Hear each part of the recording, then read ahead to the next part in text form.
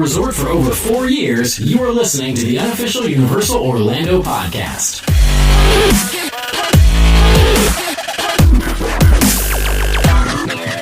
Hello everyone and welcome to episode 179.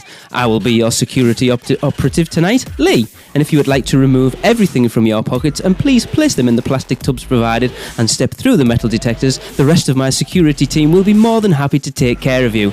My wand operative, Darren. Ooh. My body cavity operative, Hunter. Beep. And my female chaperone, Tracy. Hello. It wasn't as good as Hunter's, but I tried. You got to be more rapid fire. I know, that was a thing. Grab their attention. But it was relevant with the metal Yes, it detector was. crap. Yeah. Oh yeah, definitely. That's some craziness right now. Yeah. Yes, I saw the pictures you posted the other day. Christ almighty. They need to streamline that. Right. You might as well show up an hour after the park opens because it's going to take you that long to get through it anyway. Crazy. I know Travis was at the parks yesterday and he was surprised at how busy it was. Yeah. Well, it's MLK weekend, so it's a Right. yeah, it's a holiday on Monday, or it was a holiday on Monday. So Yes. There's one thing, it's all the more reason to stay on site when you're visiting. 'Cause Ah. those Yeah. crowds will not be as big coming in from the hotels. You only got to go through bag check at the entrance to the City Walk as well. That is a good point.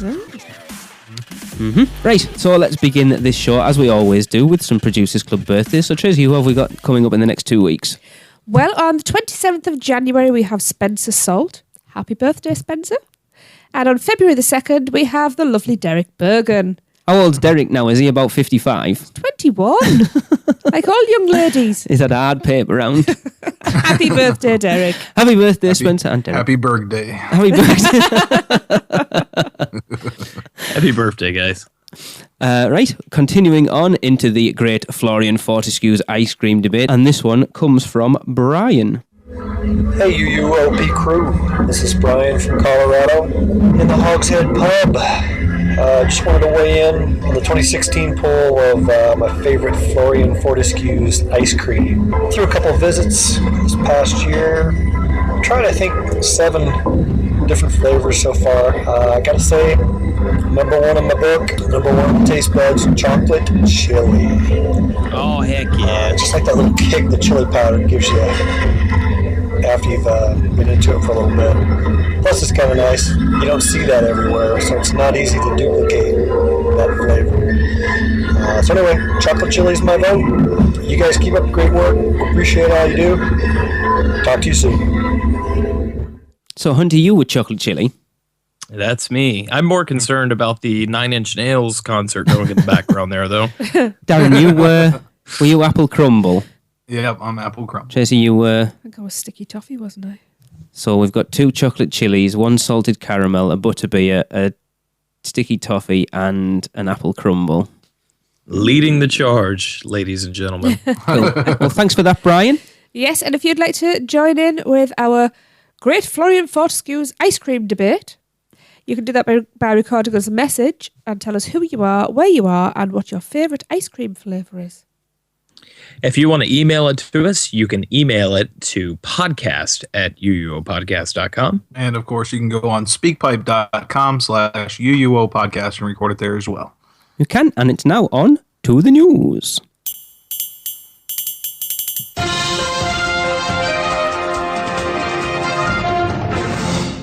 Welcome everyone to the UUOP news team. I am your host, Lee. Our top story in this episode is an update on a news item we reported back on episode 177 about a man being attacked in Toon Lagoon on New Year's Day. Over to Tracy for more on this story. Thanks, Lee. Well, we reported that an incident occurred between 2 construction workers in Ireland when the full story did come out, and it was found out to be between 2 caricature artists. Crayons at dawn. Dawn, it's not funny. It's not. The 2 artists were employed by Universal from outside firm. Frederick Torres was sacked from the park the day before the incident, and it had been reported that Torres had told the outside firm's owner that he was going to kill your number 1 artist. Torres attacked Ferguson on the day in question with a pair of scissors, leaving Mr. Ferguson in a critical condition, but he's said to be making a slow recovery. Yes. He does have there is a fund that you can support him if you search him. If you search his name on Google, it comes up pretty quick. His name isn't in this news item, but oh, did I not put it in? Ferguson. His name was Ferguson, wasn't it? Glenn Yes. Ferguson. Glenn Ferguson. So yeah, you can find access to his. I think it's a GoFundMe page, and you can donate as much as you'd like. I know a lot of people have shown up on his page and other pages related to Universal, and they are they're posting their pictures of their caricatures that he did and everything, awesome. and support. So yeah, if you ever worked with him, if you ever had one done at the park, or you just want to support an artist from Universal, definitely do that. He can use all the help that they can get. So Absolutely. There you go. Crazy stuff. Right.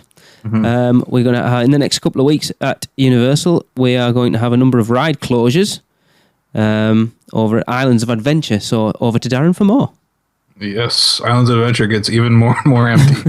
The Incredible Hulk coaster is still down for a major refurbishment, and it's set to reopen this summer. Track pieces are going up. We've seen that from some people posting lately. Popeye and Pluto's Bilge Rat barges will be closed until January 23rd for its annual refurb, and Dudley Do-Ride's Ripsaw Falls will also be down until February 13th. No one's going to be wanting to ride water rides then anyway, really.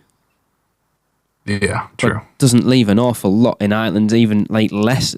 It's funny how they haven't. Oh no, they did River Adventure last year, didn't they? Yeah.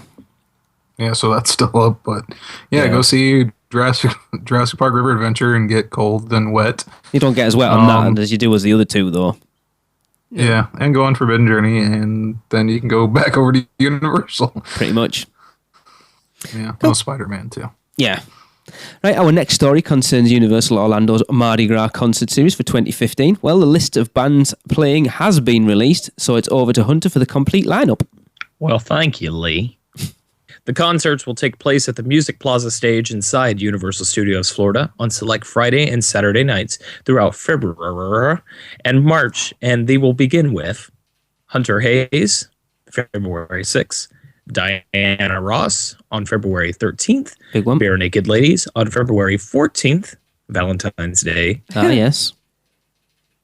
Nate Roos on February 20th, Fallout Boy, February 27th. Which Tracy's devastated about. Yep. Like your two favourite things in one place at one time. Yep.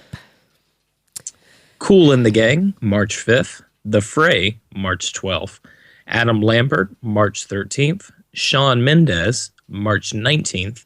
Three Doors Down, March 20th. REO Speedwagon on March 26th. And wrapping up with T-Pain, which is on April 2nd. Nope. Oh, excuse me. We've got one more concert after that. And it's going to wrap up with Yandel on April 16th. That's a pretty impressive list there. I Pretty think good lineup this year, huh? Fallout Boy was when we saw that, I was like, that is a massive get for them, because usually they have bands that are kind of not necessarily has-beens, but people that aren't as big as they probably were. Yet Fallout Boy are still massive. I mean, they've just had a new album come out very, very recently. Aren't they touring at the moment as well? Uh-huh. That was 2 years ago, Lee. What was? Their last album. No. Was it? That American Psycho, American Beauty, whatever it's called. I'm I don't think it was that pretty old, sure was it? it was... Yeah, Diana Well, it's new to Ross me. was kind of impressive too. That's like, Yeah. that's a legend there. So Excuse me, Absolutely. it was exactly a year ago. Yeah, right. okay, so not too bad. But yeah, though that Three Doors Down, I'm really looking forward to that one. Uh-huh. I'm assuming you two will stay clear of the Fallout Boy one, because that's going to be mental. And that's probably the one that everybody's freaking out and wanting to really go see. Yeah. Being that I have a pass, I think I'm going to try for that one actually. Yeah. And I don't mind seeing the concerts from the back either. So You need to periscope it for Tracy then, Darren. Yes. okay, No, I think I'll like sit here and cry. As long as they play some old stuff, I'll show up. Yeah. Sure they will. there's a lot I don't know who the hell Hunter Hayes is, or Nate, whatever he's called. Bruce. He's the lead singer of Fun. Yep, no, never heard of them. Okay. Isn't T-Pain one of those dodgy synthesized rappers? he was the first synthesizer rapper. He's a very smart man, though. Okay. Yeah. And some stuff has come out from him recently where he doesn't have the auto-tune on there, and he actually is a pretty decent singer. Right. Honestly, the one that I'd really, really like to go to is REO Speedwagon. I feel like that'd be a lot of fun. Mm-hmm. Yeah. I just really impressed that for the Speedwagon show, they're going to let people drive vans in and park them on the on the parade ground. So it's a Fast and Furious promotion. But yeah, I mean, you might get in trouble if you tell your wife that you want to take her out to see Bare Naked Ladies on Valentine's Day. Yes, you might get into a lot of trouble. Right. Let's move on. Yeah. I was going to say finally, but I'm going to drop an extra one at the end of here. Universal Orlando have updated their website with more information on the soon-to-open Skull Island Reign of Kong. Darren, let us know what's going on. Yes, the updated webpage has now confirmed that Reign of Kong will be a 3D attraction, and it has given us more of the story. So the page states, live the brutal struggle of the 1930s expedition that's caught in a clash between prehistoric predators, man-eating beasts, and the most colossal ape to ever walk the earth, King Kong. Around every thrilling turn, ferocious monsters fight for dominance, while you just fight to survive. It's the multi-sensory, multi-dimensional ride for your life. Enter the ruins of a primal realm and journey into the dark heart of an island filled with untold dangers. Vicious, ancient predators and unspeakable monstrosities rip into your crew and swarm from every side. Then, in an act of sheer ferocity, or monstrous bravery, King Kong charges between you and certain doom with an earth-shaking fury. With each thundering roar and each chest-pounding thud, one colossal truth comes clear. This is his home, his kingdom. Only he reigns. The attraction will open summer 2016. 3D. So again, we knew it was going to be 3D, but what is the extent of that 3D? Yeah. The thing that kind of scares me about that is wearing the 3D glasses. If they do have physical effects mixed in, they don't always look the best. I mean, like actual real sets and things like that. Like with Transformers, it tends to like blur out the details of those kind of things. So they tend to make those a little generic and then, put all the really heavy duty stuff in the video, which yeah. Darren and I have been having this conversation recently, and it kind of ties into an article that I'm actually typing up, and I'm hoping to get that out before the end of the month. We'll see. I'm lazy. I just took Christmas tree lights down today from the front yard. I really, really need to be impressed with Kong. I need it to shatter my expectations. Yeah. And I'm really trying to temper those expectations because I feel like I build them up so much for Gringotts. And, a lot of people really love Gringotts. I don't think it's the greatest thing in the world. But Kong is really going to show to me that Universal's still doing groundbreaking attractions instead of retreading what they've done several times over at this point. But we've said before, the problem is they set the bar so high with Forbidden Journey that it was difficult to outdo that.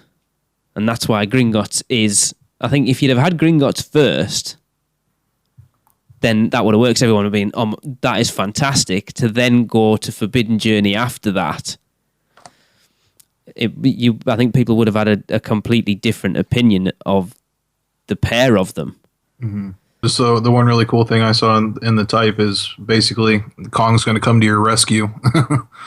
Right. So you're going to have the dinosaurs attacking your vehicle and everything, and then Kong charges in between you and them and kind of is the defender when in the old ride he was the antagonist. Yeah.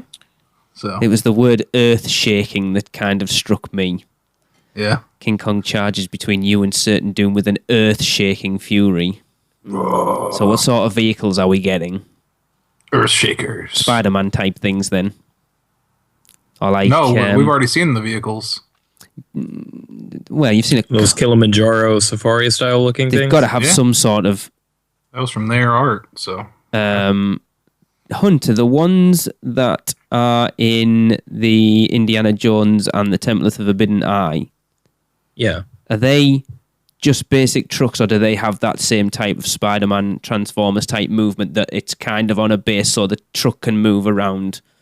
So though they're not on a base at all, they're actually moving vehicles, But it's, if I recall correctly, and I have a person who will message me if I'm wrong, it's like a hydraulic-based system where they can adjust the sides, the front, and the back of the vehicle to shake, and they just sync that up with the movements. But honestly, that ride vehicle system I think would work very, very well for Kong.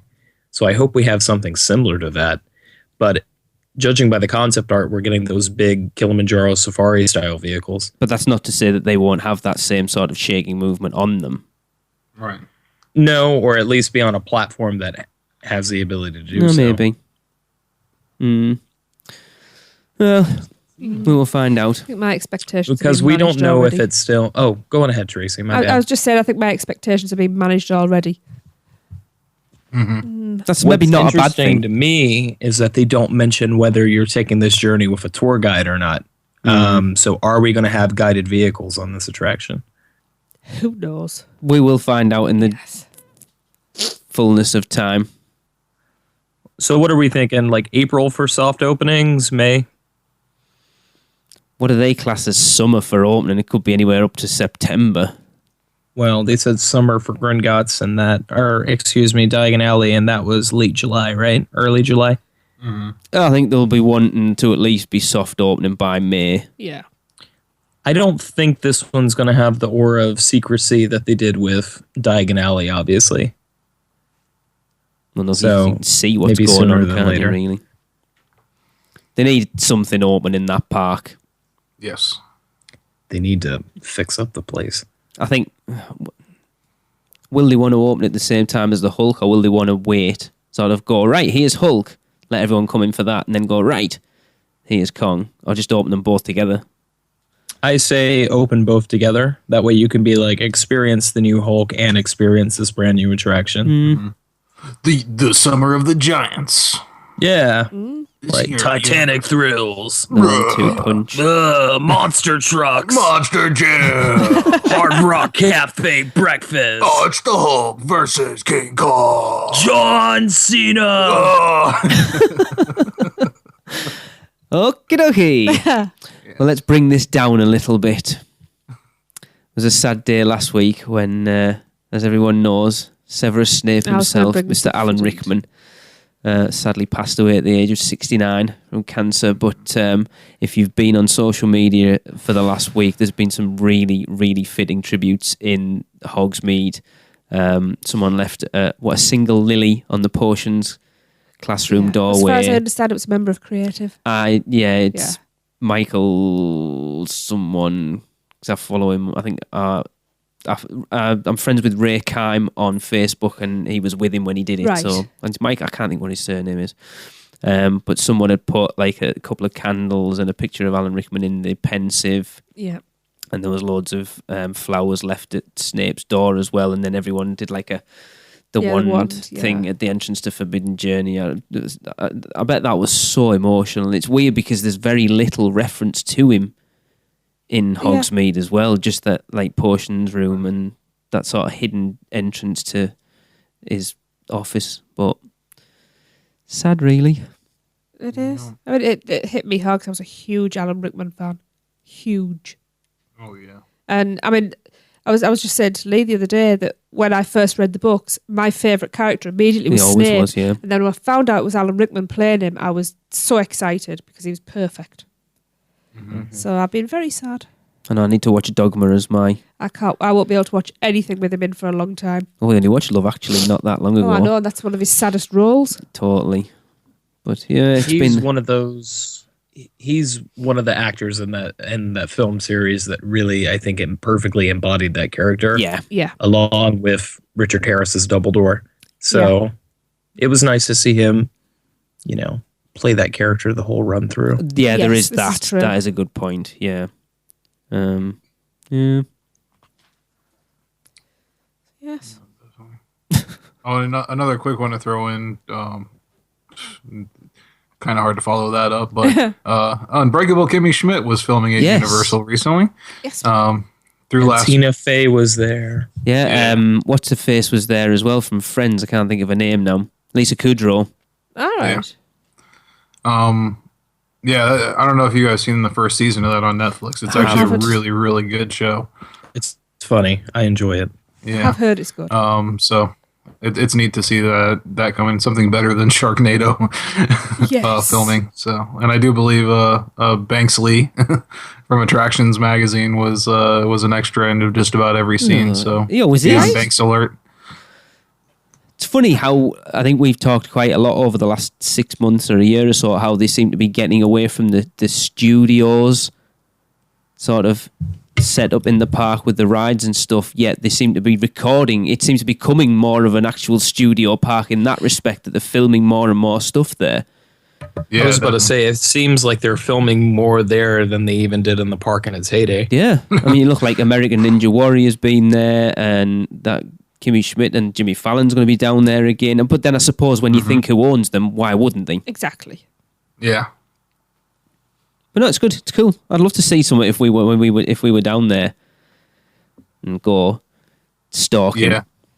It'd be good if you were in there. They went, we need some more extras. Come with us. Yeah. That'd be cool. Nina and I love the show. We were bummed that they let everybody know so late. So there's no way we could get up there to do it. But we would have loved to have been in it. That would have been cool. Yeah. Would have been, look, there he is. Yeah. Yeah.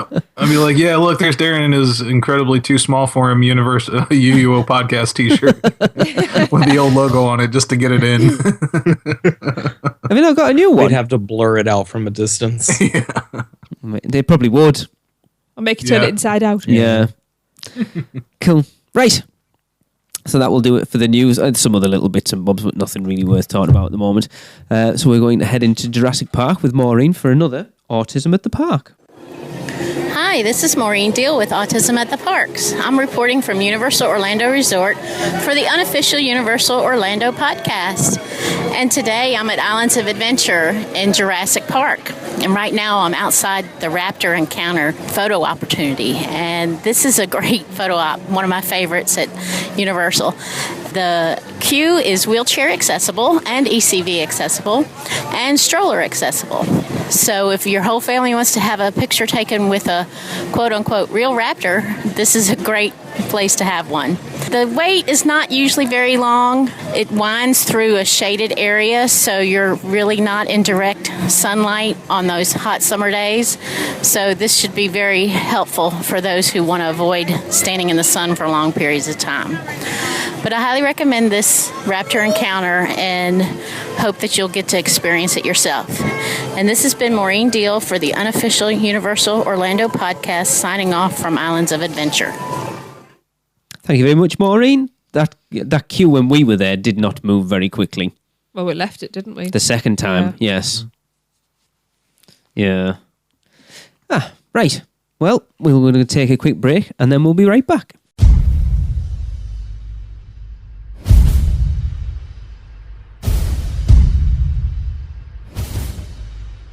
Ladies and gentlemen, the eighth wonder of the world is returning to Universal Orlando Resort.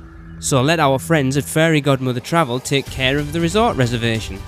They are a Universal Parks and Resorts specialist, as well as being an authorised Disney vacation planner, and their service is free to you. From the awesome Cabana Bay Hotel to those other hotels run by a mouse, Fairy Godmother Travel can book all your Orlando vacation needs. So, you don't need to miss the chance to see the amazing King Kong in the flesh. And please make sure to let them know that you heard about Fairy Godmother Travel because of UUOP. Because every UUOP referral helps us to continue to bring you the greatest Universal coverage. Contact them today by phone at 832-284-4002 or toll free at 888-939-642539 or go to fairygodmothertravel.com. Let Fairy Godmother Travel make your next vacation magical. We now return you to your regularly scheduled programming. Welcome back, everyone, and we will continue on with the podcast. Now, there have been some interesting Universal Orlando surveys floating around on the internet recently, and one in particular caught Darren and Hunter's eyes that got them a little bit worried. So, Darren, Hunter, let us know what's potentially coming to the annual passes.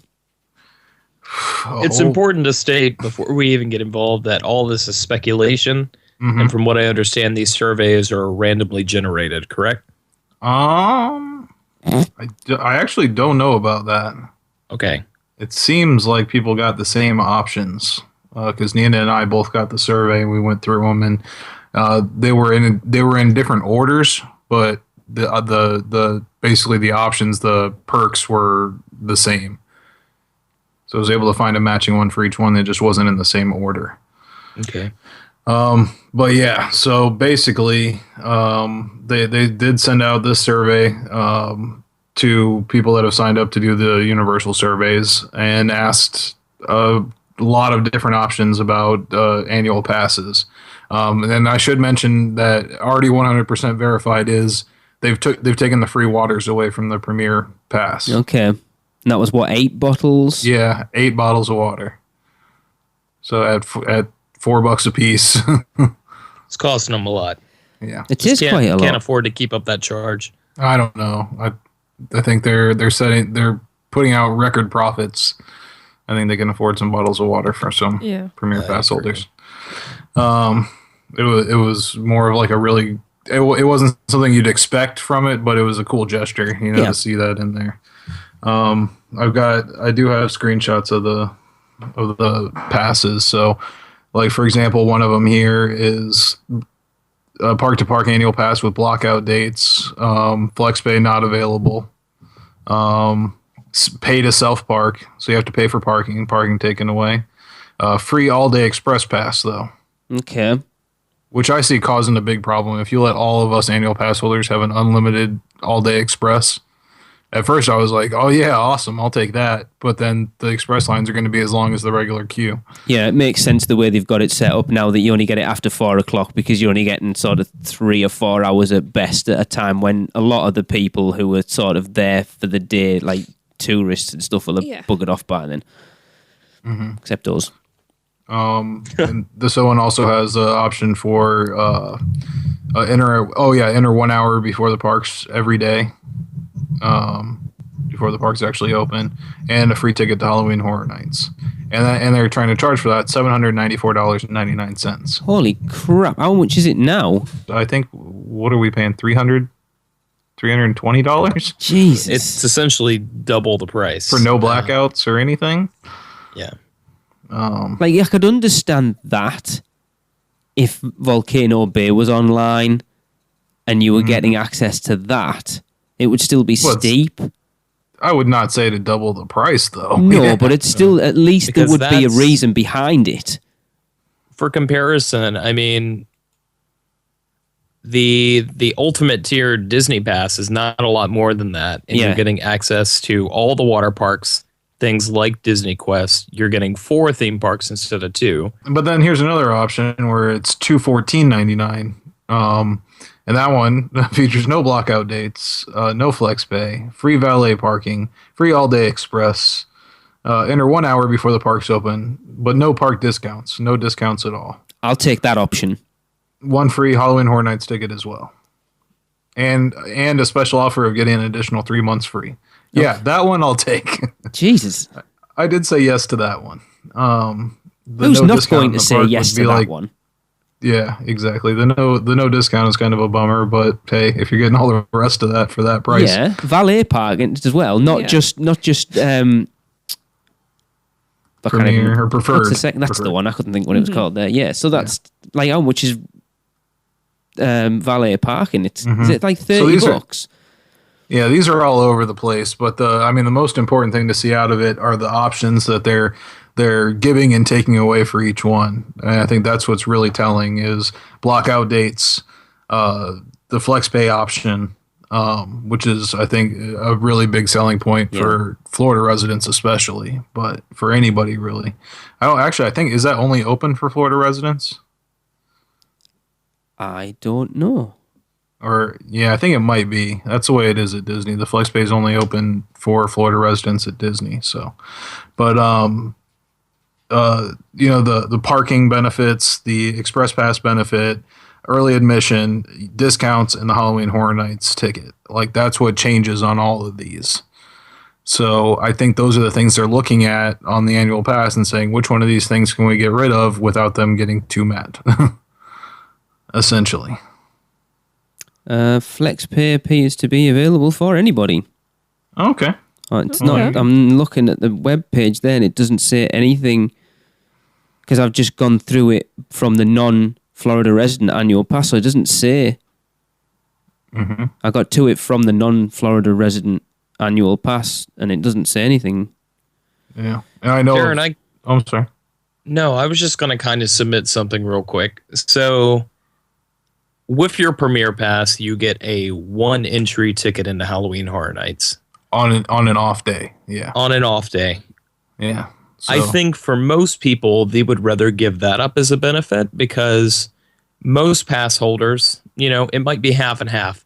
The people that love it are going to buy like a frequent fear pass anyways. Mm-hmm. Yeah. The people that aren't interested at all are probably not redeeming that ticket anyways. Right. So why not get rid of that benefit? And if you got to take something away, get rid of that. Yeah. I mean, it is. I think the people that do like that, you'll get a big backlash from them for a little bit, at least, anyways. But I could see that as a definite possibility. Yeah, I think Hunter's right. Out of all the options, it's probably the one that you'd be happy to lose. Yeah, parking, no way. No. Like, that's ridiculous to ask a local Florida resident. That's just saying don't come to the park. Because pay us $800 for the pass and then pay us $20 every single time you want to come visit. Yeah, that's too much money.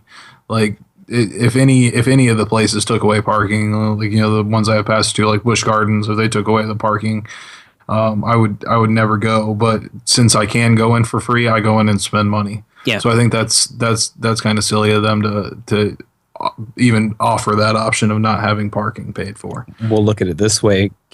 Kim and I have had our Disney passes since April.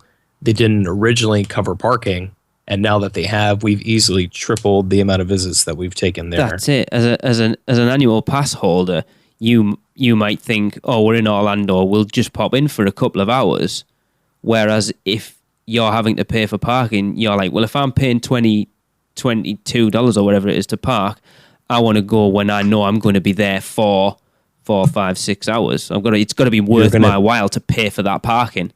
You're going to be there from 9 in the morning till 8 o'clock at night. Yeah, I mean that Saturday night we went over when we came last time, the night we arrived, because we thought it was free parking after 6 o'clock, but because it was a Horror Nights night, it wasn't free parking until after 8 o'clock, and we got into the parking structure. Like coming through the booths at about, I think it was 6:30 or 7 o'clock. So we paid $20. We were literally on site for an hour and a half. Well, yeah. Yeah, see, it's just not going to be worth it to most.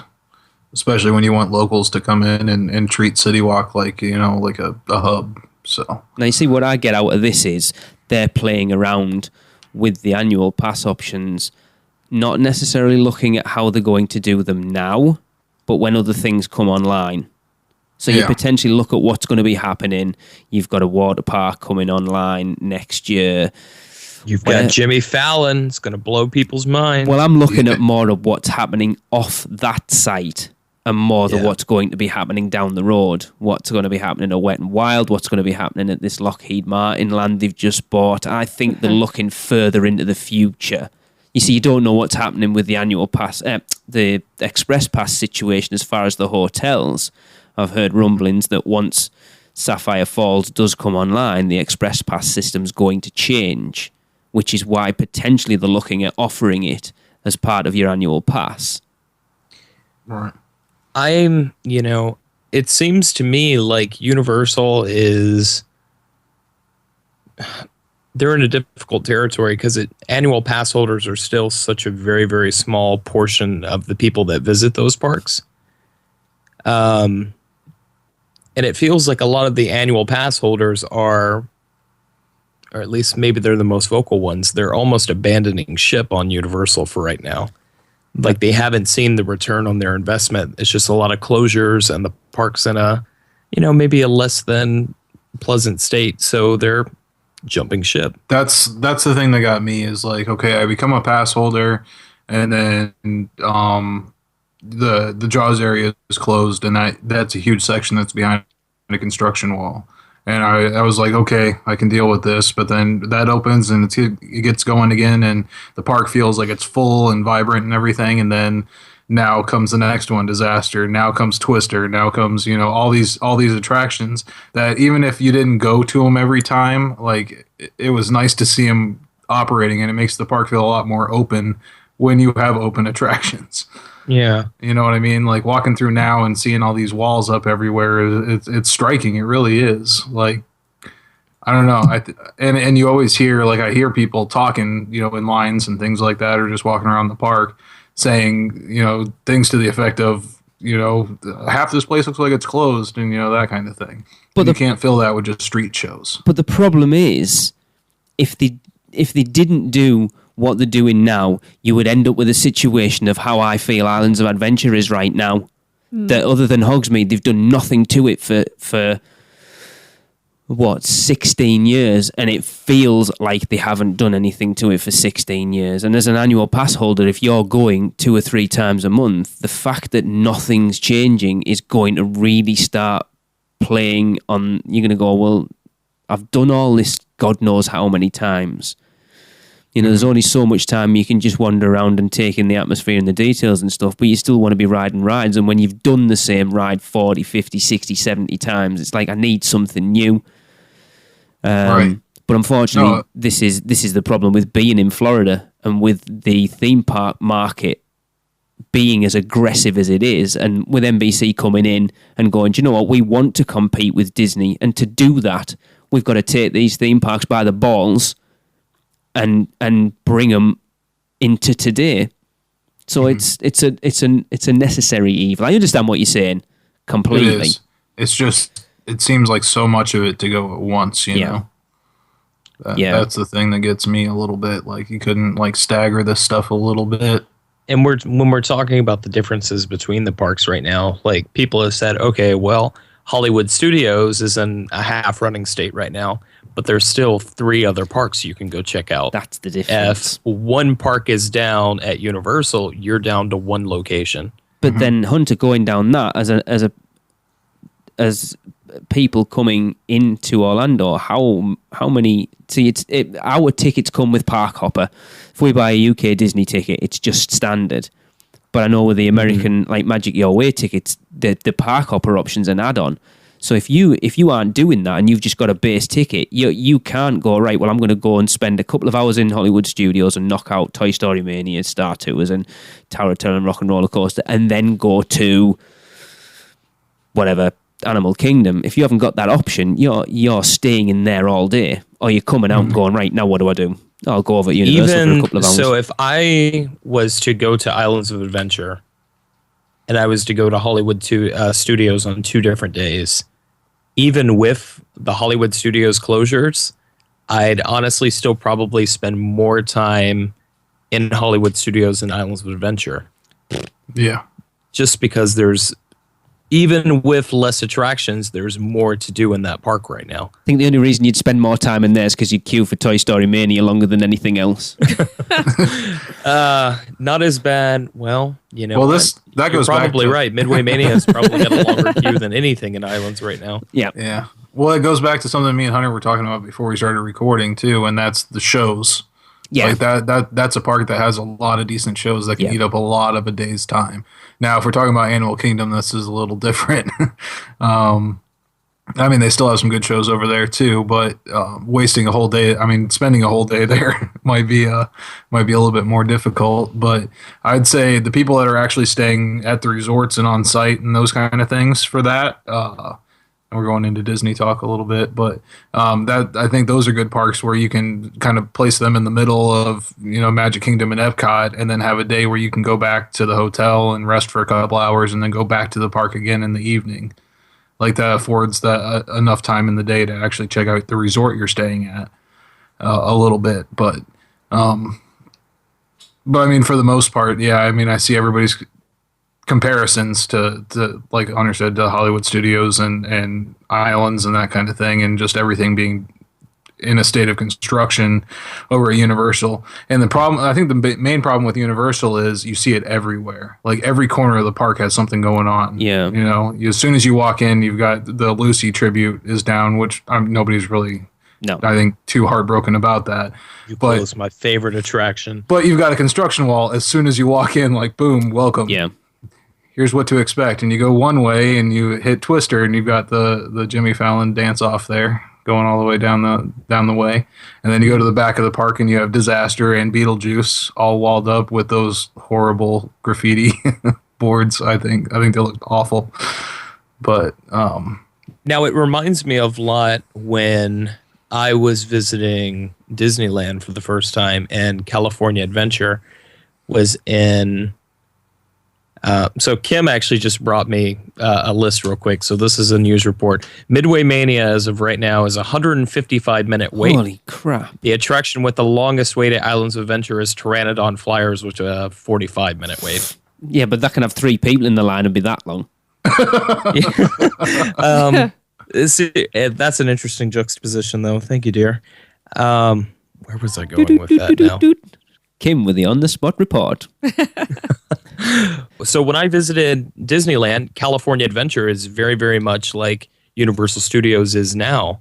And we see how successful a big remodel of that park has been for California Adventure. Yeah. Right. So I just really hope we see the same results for studios when it's all made up and is actually, almost a perfect theme park for a couple of years. I think the big problem is that, like, when we came in 2013, they were obviously building Diagon Alley, and then once that opened, honestly, that park felt like it was good.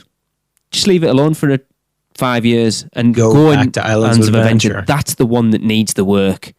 Mm-hmm. But they're not. They're trying to do... Well, they're still putting more love into the studios than they are into Islands of Adventure. And as I said, you heard what we said when we came back from our trip last year. That is the least amount of time we have ever spent in Islands of Adventure on any trip.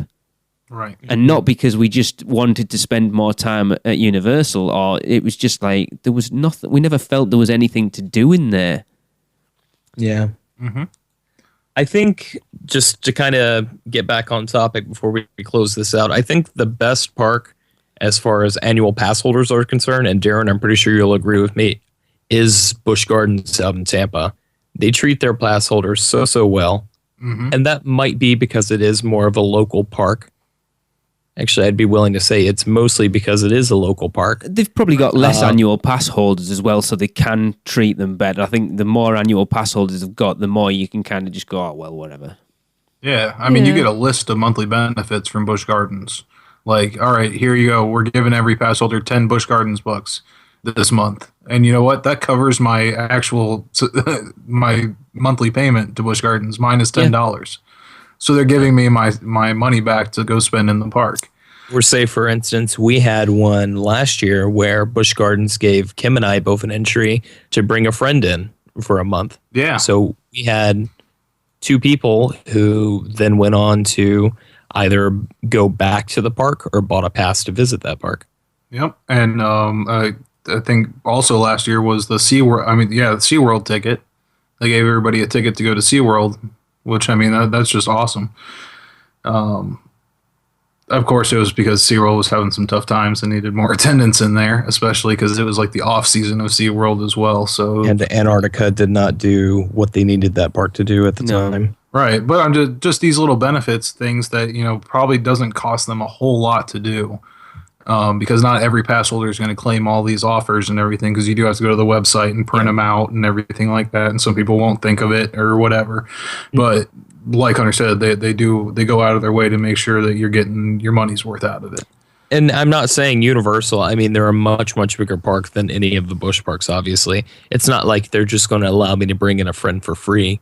But if they gave me a benefit where, say, like 1 month, I could get a friend a ticket for half off, I guarantee you that friend is going to go into one of the Harry Potter sections of this park and spend 2 times that ticket cost on merchandise. Mm-hmm. Definitely. Which they're making more money on that merchandise than ticket entry. I guarantee it. And spending money in, restaurants and everything like that. And, just everything you spend money on at a park. So, yeah.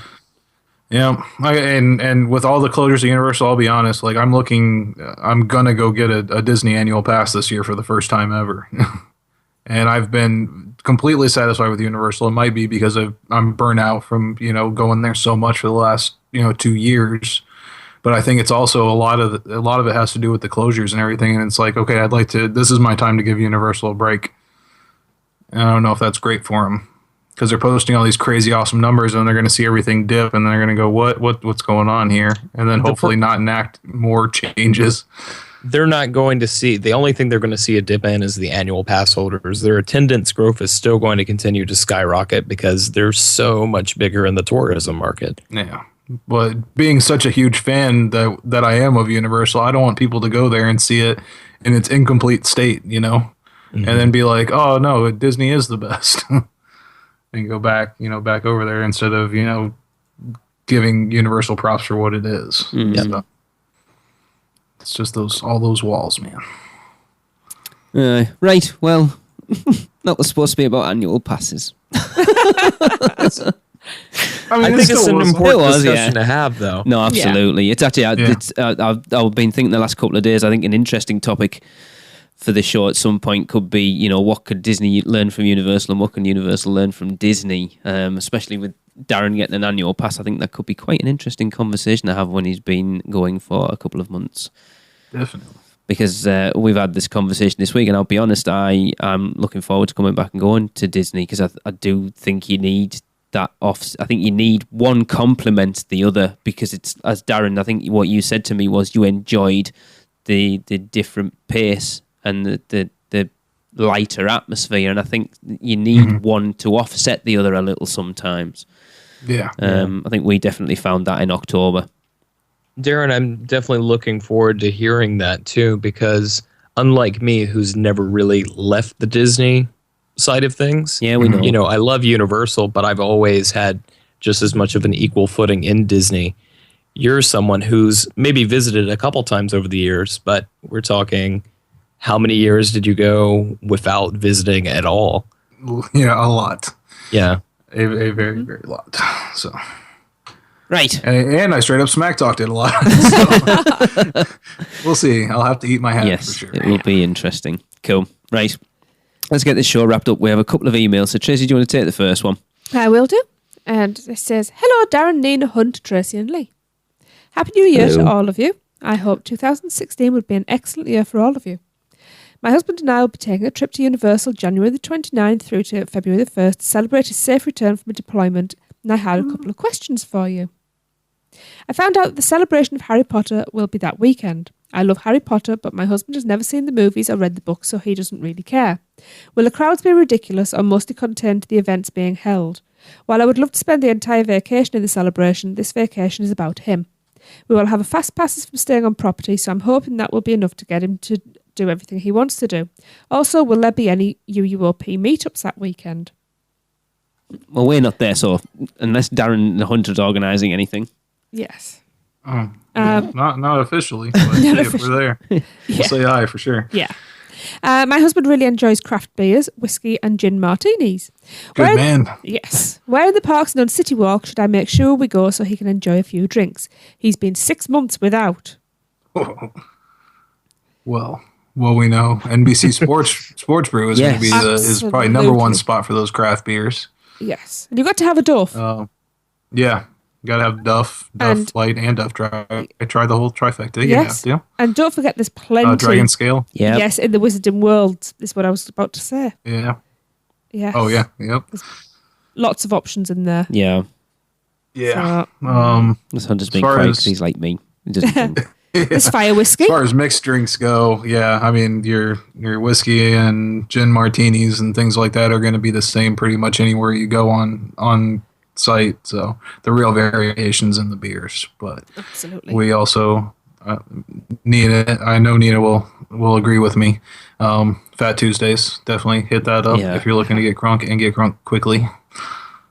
They don't tell you, but you can get 2 extra shots. They're only $1 each. And they're Bacardi 151s. So. Right. Always get the 2 extra shots. Always. Yeah. Just get your money's worth. Yeah, take that step back a bit. How busy is that? How busy? That's what I was going back Potter to. How busy? weekend? It's going to be busy. The times that I've been, it hasn't been too bad actually. Right. The rest of the parks, they tend to hover, around the actual Harry Potter areas of the park and the expo, because they'll be waiting in line for hours to go into the expo on most days. So you gotta know that that's going to take them out of the actual attractions and things like that. And if you've got an express pass from the hotel, any time of year really, it's not a problem. So you're going to have a great time. It's going to be easy. And you're still, I'd say with all the time you save in the other attractions, you'll still be able to, check out Gringotts or Forbidden Journey as well. And I bet you, even though he's not a big fan, he'll still really enjoy Forbidden Journey. Yeah. Oh, yes. Darren, would you say those wait times are very, very similar to what you could find on like a Halloween Horror Night style evening? Because everybody's focused like on the houses instead of the actual attractions. I would say so. Okay. Maybe not as good as those, because I know like Men in Black is a walk-on every time, and you might not see it quite that slow because it doesn't seem like we really have a downtime anymore. It seems like any time of year there's a ton of people in the park, but like I said, with the unlimited express that you're going to get from staying on site, you're pretty much set. Now, we're also being asked any awesome activities we should check out on the day we will not be in the parks. I feel like all the activities I research are secretly things I would like and not so much what he would like. So any ideas? What's it The called? Orlando Eye Complex is pretty cool if you want to check that out. Right. Maybe not the eye itself, but the complex around there is pretty. Yeah, I drive 360. Yeah. I mean, Ripley's and Wonderworks. What's Madame Tussauds. I can't think what it's called? The skydiving thingy. Is that even still I there? don't know. I thought it Yeah. was. Well, the building's still there. What's it It's next called? to Walgreens, isn't it? Yeah, on the corner of Behind West iDrive School. and Sand Lake, What's it was? Universal I know Boulevard. what it's called. Surprised you didn't say Sizzlerly. Ponderosa. And we fell out with that place last time. Yeah. Oh, no. Yeah, it was horrible. We only went once. Yes, there's an indoor skydiving I can't think place. what it's called, though. Yeah. It's like a really weird... Cowfish. It's not cowfish. It's not called Cowfish. Yeah, please don't go to Cowfish. No, I'm just saying you should definitely spend your $1 there, right, guys? No. Mini golf. Mini golf. Yeah, there's 2 great mini golf. Although they are in the park, we're asking for off property. There's lots of mini golfs. There's There's Pirates lots of Cove Pirates is down brilliant. Yeah, near so forget about Ripley's. that. There's There's, Congo River Adventure. There's the one up the road as well. I'll throw my hat in for Escapology. Yes. Yes. There's the Which- Titanic experience. Is that still there? CSI? I don't think CSI is still there, is it? It was last Don't time we were think there. So, That gone? no, that's been switched to the Da Vinci. Yes, because Right, yeah. yeah. that So you were was- saying about escapology, sorry. Yeah. Just if they haven't been listening long to the show, Nina and I did it. It's awesome. It's a escape room. So you go in, you have 1 hour to escape the room using clues that you find in there. So that's really entertaining. It's also nerve wracking, and you might end up hating each other by the end of it. Then you get to make up afterwards, which is the best part. But yeah, just in that immediate area too. I just totally forgot about what I was going to say. Continue. Now that Escapology Beyond the Globe was on episode 151. If you want to go back and have a listen to that. Yeah. I'm trying to think. Like when she says outside of the parks, like not in the parks. You got obviously the hotels and stuff to do. Go and try the kitchen challenge. If there you to go. Kill Yeah, yourself. go and explore the hotels because they're beautiful. That might be nice after a deployment, though. Yeah. Yeah, the kitchen challenge might be perfect for you. Yeah. Yeah, go and have a nice meal in one of the hotels. And there's lots of places. Yeah, Get out, dog. I don't know, because we spend all of our time in the parks. I know that's the trouble. Yeah. I suppose there's always going up to Kissimmee, isn't there? And there's cause it's Old Town and... Yeah. Go and volunteer Old and Town give might kids be- the world. Yes, go and volunteer. They're only there for a couple of days, though. True. Yeah. And I think he's done his stint. True. That's very true. Yes. Yeah. So, right. If we think of anything else, we will let you know. Thank you very much for everything you do. The past few months have been difficult in our house, them missing the holidays, but I've had your podcast to help me look forward to his return and to plan a wonderful vacation for him. I appreciate everything you put into it. Leslie Hardy. Oh, well, you're welcome. It's nice to be appreciated. It is. Even though we're not very good at it. And I hope you have a lovely time. And, yes. I'm glad he's back from his deployment. And don't forget, we need an ice cream, Florean Fortscue's ice cream debate from both of you, all of you, however many you go in. Yes. Go and try them all. There's an experience. That is an experience. Cool. Hunter, do you want to read the next one? I've actually got a dip, if that's okay. Okay. All right. Sorry, guys. No problem. Right. See you later, buddy. I'll see you next week. Yeah, we'll be in touch. All right. Right, I'll take the next one then. It says, "Hey Lee and the UUOP crew. Just got back from 4 days at Universal Orlando and thought I'd pass on a couple of things I ran across. It was tough to find much information on these beforehand, so I thought I'd give you my experience in case anyone else inquires about it with you guys and you could forward it along to them. With the new security measures in place requiring everyone to go through metal detectors prior to entering City Walk, I was expecting the worst. We stayed on property, so did not experience the security station leading from the parking garages, but was pleasantly surprised with those for guests entering from the Cabana Bay bus stop. We climbed the stairs/escalator from the street level to see a small line of people waiting to go through bag check and metal detectors. 3 days we arrived just before early admission was to begin, and I expected a mighty wait. However, I don't think we had to wait more than 5 minutes, even on the busy Monday morning when the line was back to basically the top of the stairs. We opened our bags, took any items out so that they could be checked clear to the bottom of the bag, then set those along with our cell phones and anything else from our pockets in a dish on the table beside the walk-through detectors. After gathering up our things on the other side, we were heading on the people movers straight away. Another experience I wanted to pass along was the Shutter Button shop in Diagon Alley. For those wondering if it's worth the effort, I will say it was a bit pricey, but a cool, unique experience that I finally talked my teenage daughter into participating in with me. The new location is located in the main alley leading to Gringotts on the left side, just next door to Madame Malkin's. Evidently, they do take reservations, but I did not go through this process, so can't tell you how to go about doing it. I think it may be included in the upper tier photo pass, but guests may want to inquire about that prior to their trip. My daughter and I walked in to check the wait. The clerk asked if we had reservations. I said, "No, do we need them?" And she said we did not. She said if we'd like, we could get in right away so no one was waiting.